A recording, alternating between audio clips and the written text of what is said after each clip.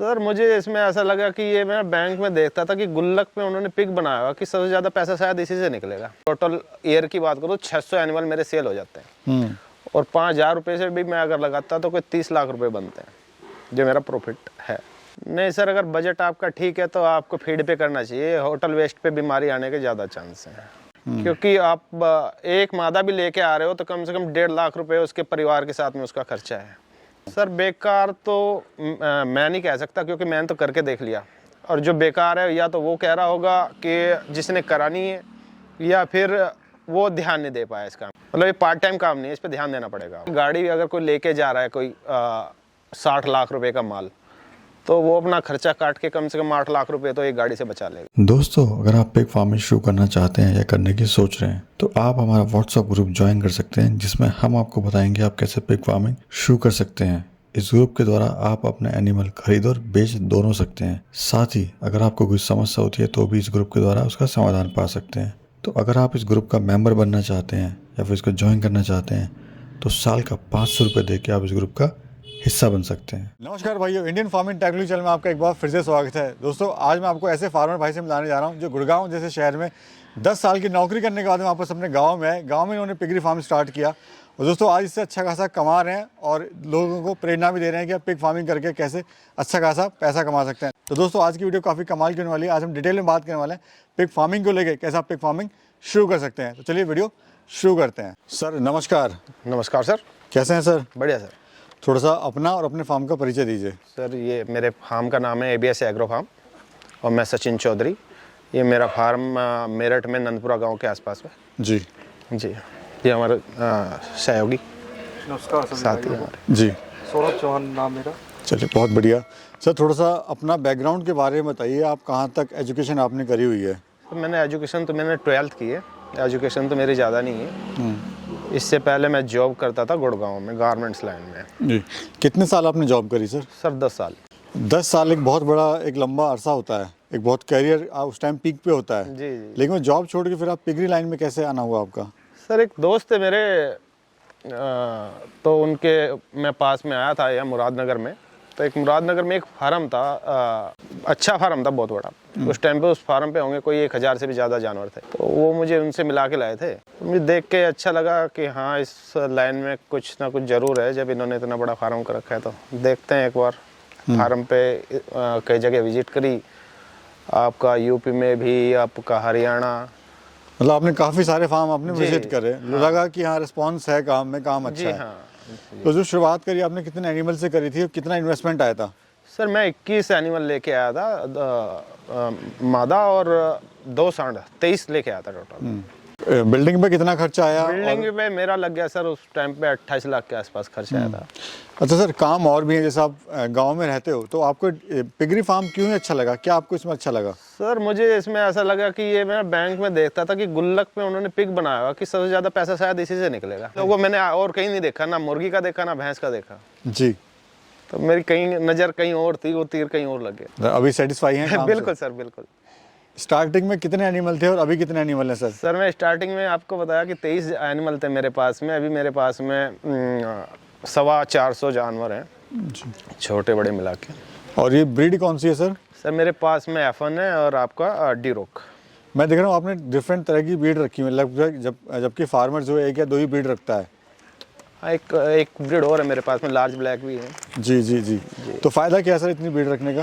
Sir breed की, जैसे आपको ब्रीडिंग में काम करना है तो ब्रीड में डिमांड होती है। किसी को लार्ज वाइट चाहिए, किसी को F1 चाहिए, किसी को ड्यूरोक चाहिए, इस टाइप से। जी, तो अगर एक ही ब्रीड रखते हैं तो फिर वो आप मतलब नहीं कर पाते। समस्या मतलब फिर तो कटिंग पे ही आप आश्रित रह सकते हैं। सर शुरुआत में क्या क्या आपको इसमें समस्याएं आई थी?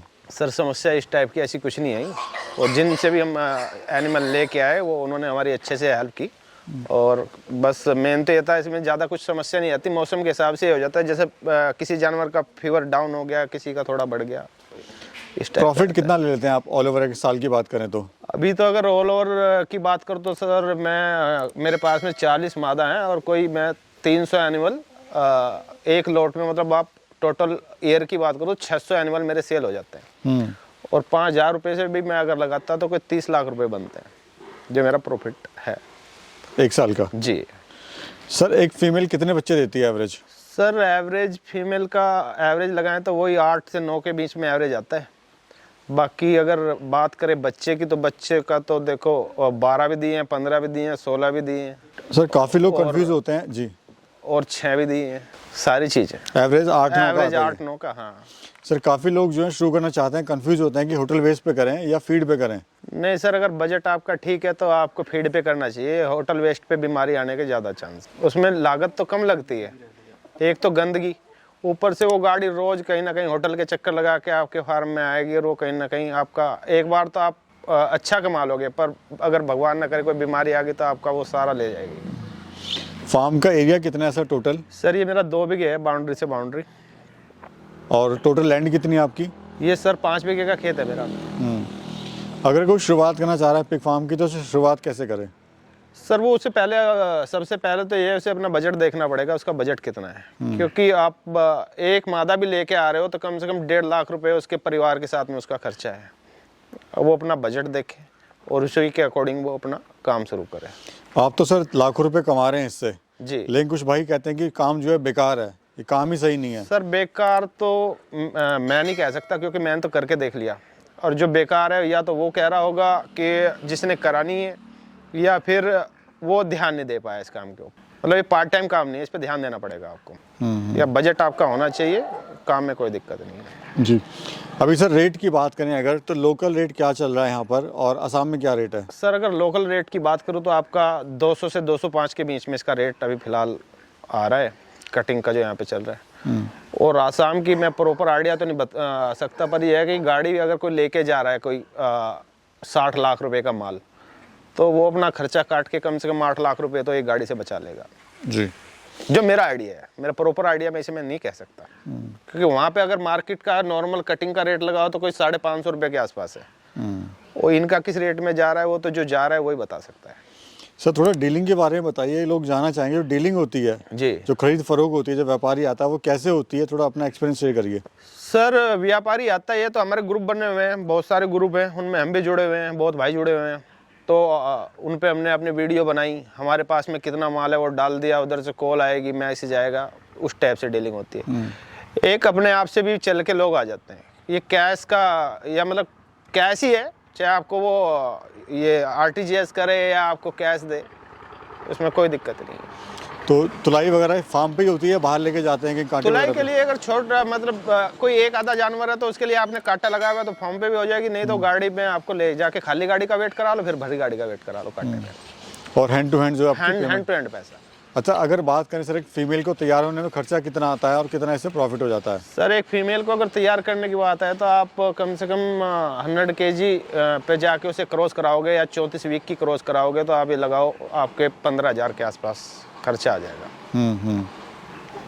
एक फीमेल तैयार होने में, जब तक वो क्रॉसिंग के लिए तैयार होगी। और प्रॉफिट सर? प्रॉफिट सर अगर आप कटिंग में सेल कर रहे हैं तो वही 5,000 रुपये के आसपास है। ट्रेनिंग वगैरह आपने सर कहाँ से ली थी? सर मैंने ट्रेनिंग तो नहीं ली, पर ये अपने फार्मर भाइयों के सहयोग से मैं बहुत फार्मर भाइयों से खोलने से पहले भी मिला, बाद में भी बात होती रही, तो सबका सहयोग रहा, तो मुझे इसमें ट्रेनिंग की कोई ज़रूरत नहीं पड़ी है। एक सर ये भी देखा गया है जो फार्म है वो इसलिए ही बंद हो जाते हैं, एक तो लोगों के पास जो बजट होता है वो सही से डिवाइड नहीं कर पाते जी मतलब किसी के पास अगर 10 लाख का बजट है तो वो 5 लाख का शीट बना देगा जी जी और 3 लाख के एनिमल ले आएगा, जी। कुछ फीड के लिए बैकअप रहा नहीं उसके पास में। हाँ, बिल्कुल। और वो फिर वो अपने जानवर कम टाइम में सेल करेगा, छोटे बच्चे सेल कर देगा, तो उसका प्रॉफिट भी वो धीरे धीरे वो डाउन चला जाएगा। एक बार गलत लिया हुआ डिसीजन आपका पूरा फार्म बंद करा सकता है। कुछ लोग फार्म को गलत बनाते हैं फिर तोड़ के दोबारा बनाते हैं, वहाँ भी पैसा वेस्ट होता वो है। तो देखो वो तो सारा ही पैसा वेस्ट है। इसमें सर बीमारियों के बारे में थोड़ा सा बताइए। बीमारी तो सर इसमें वैसी कोई बीमारी नहीं, एक FMD या स्वाइन फीवर का है, ये ऐसा नहीं है। अगर आप अपना अच्छे से फार्म पे ऐसे नहीं है कि कोई भी आया कोई भी चला गया, उस पर थोड़ा ध्यान रखें, तो जी। ऐसे बीमारी इसमें और कोई दूसरी बीमारी नहीं है। कोई सर अगर शुरुआत करना चाहे पिग फार्म की तो शुरुआत कैसे करे, थोड़ा सा बताइए, कितना बजट वगैरह लेके चले वो? सर अगर शुरुआत के लिए मैं तो कहता हूँ अगर आपका एक मादा का बजट है, जिस भाई का बजट नहीं है, एक का ही बजट है, तो वो एक से शुरू करे। जिसका बजट है, बजट वाले के लिए तो कोई लिमिट ही नहीं, वो तो कुछ भी लगा सकता है। तो अगर आप एक से भी शुरू करते हैं तो आपका काम धीरे धीरे चल सकता है।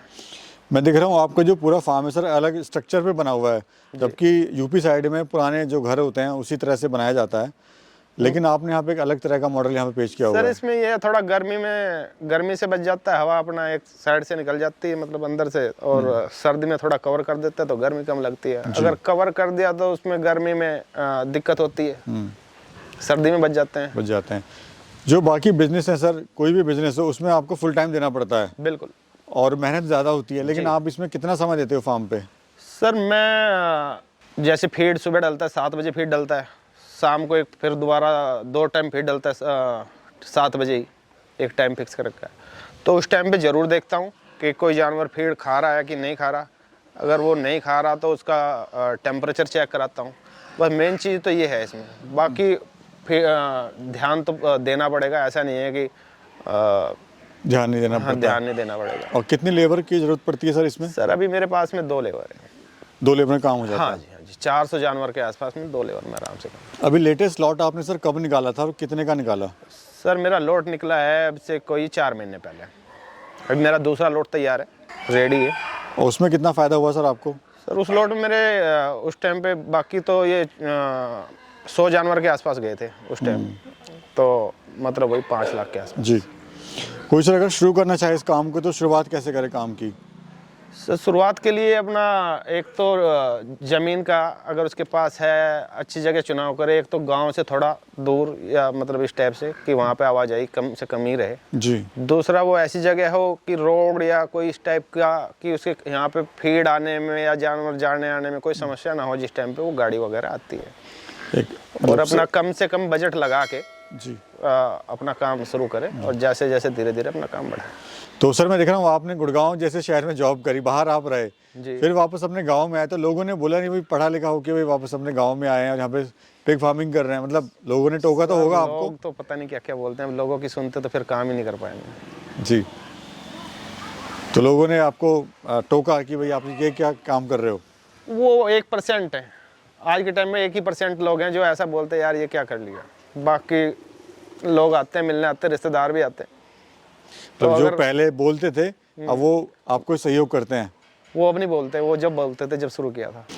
जो हमारे दर्शक देख रहे हैं सर, आप उनको क्या कहना चाहेंगे? मैं ये कहना चाहूँगा भाई आज के टाइम में देखकर जॉब तो है नहीं, बहुत कम है, तो बेरोजगारी से अच्छा कुछ ना कुछ अच्छा काम शुरू करें और धीरे धीरे भाई अपने काम को बढ़ाएं। अच्छा काम है, बस एक हिम्मत की ज़रूरत है। जी जी बिल्कुल, एक शुरुआत की ज़रूरत है। बिल्कुल। चलिए, बहुत बहुत शुक्रिया सर। Thank you sir.